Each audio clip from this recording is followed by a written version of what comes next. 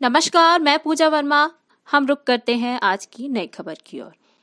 करौली शंकर महादेव धाम से सोमवार को रोग मुक्त शोक मुक्त भारत बनाने के लिए पदयात्रा निकाली गई, जो विभिन्न जगहों से होते हुए सरसैया घाट पर पहुंची। यहां करौली शंकर महादेव ने श्रद्धालुओं को संबोधित किया और कहा कि धर्म के नाम पर बलि प्रथा को बंद किया जाना चाहिए। हमें संकल्प लेना है कि हम धर्म के नाम पर जीव हत्या नहीं करेंगे। इस अवसर पर मां गंगा की उन्होंने आरती की और दुग्ध दही घृत आदि से अभिषेक किया। मां गंगा से शिष्यों के पूर्वजों की मुक्ति की कामना की।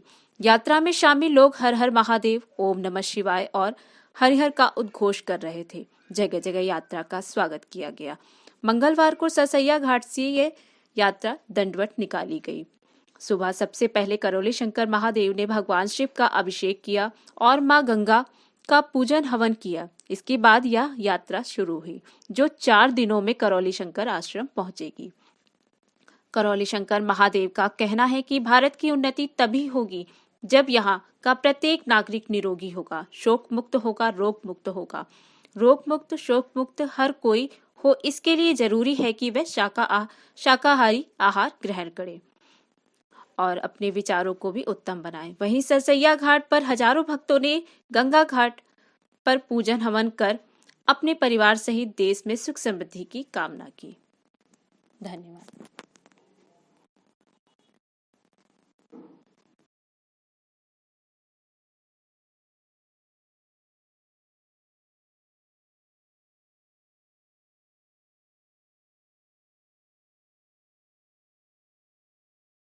अपना भाई जी पंकज अविरल ओके रोल है। अरे आप ऊपर आओ ना। ओके हाँ ओके तुम जाओ यार। गुरु जी, आज दंडवत यात्रा की शुरुआत हो रही है। किस तरीके की यात्रा होने वाली और कहां से कहां तक शुरू होगी? बस यहीं जहां हम लोग इस पवित्र स्थान पे हैं, माँ गंगा के तट पे, सरसैया घाट पे, यहाँ से ये दंडवत यात्रा शुरू होगी और करौली शंकर महादेव धाम करौली तक जाएगी। ये 5 दिन की दंडवत यात्रा है। ये लोग 5 दिन में धाम पहुँचेंगे दंडवत यात्रा के। गुरु जी, एक सवाल है कि बहुत से लोगों को देखा गया कि लड्डू गोपाल को साथ में लेकर रास्ते में चलते हैं और कमर के नीचे भी रख के यात्रा करते हैं। ऐसे में उनकी महिमा का कितना गिरावट देखी जा सकती है? क्या सही चीज़ है? शास्त्रोक्त है कि पहली बात तो ये कि 8 अंगुल से ऊंची मूर्ति नहीं लेके रखना है, ना उसकी पूजन करना है। घर के पूजा घर में भी नहीं करनी चाहिए, शास्त्रोक्त है ना। और अप्रतिष्ठित मूर्तियों की पूजन नहीं करना चाहिए। आप अगर इससे बड़ी मूर्ति लेके चलते हैं जो 8 अंगुल से ऊंची है, तो फिर वो अशास्त्रीय है और उसके पूजन से फिर अच्छे ना तो संदेश आते हैं परिवार में और ना ही अच्छी एनर्जी आती है। नकारात्मक ऊर्जा भंडार उसमें इकट्ठा होता है और नकारात्मक होते तमाम रोग उत्पन्न होते हैं, शारीरिक, मानसिक, आध्यात्मिक। इसलिए 8 अंगुल से ऊंची मतलब ऐसे 8 अंगुल से ऊंची मूर्ति नहीं होनी चाहिए। ऐसे लोगों के लिए क्या मैसेज है जो लेके सड़कों पे टहलते? नहीं तो वो तो भोगते हैं, वो तो भोगना ही है। अब जहर खाओगे तो फिर समस्या होगी। गुरु जी, 10 तारीख को एक बड़ा इवेंट होने वाला है। वो इवेंट किस तरीके का होगा और क्या मैसेज देना चाहते हैं? नहीं, बड़ा नहीं है, वो सांकेतिक है। बड़ा तो होना था। जो करौली शंकर महादेव धाम से काशी जाना था, 11 दिन की यात्रा थी, तो चुनाव के वो देखते हुए जो लोकसभा चुनाव आ गए हैं तो स्थगित कर दिया गया था कि कोई ऐसा ना हो कि असुविधा हो। शासन प्रशासन को तमाम व्यस्तता रहती है, तो इसलिए हमने उसको स्थगित किया।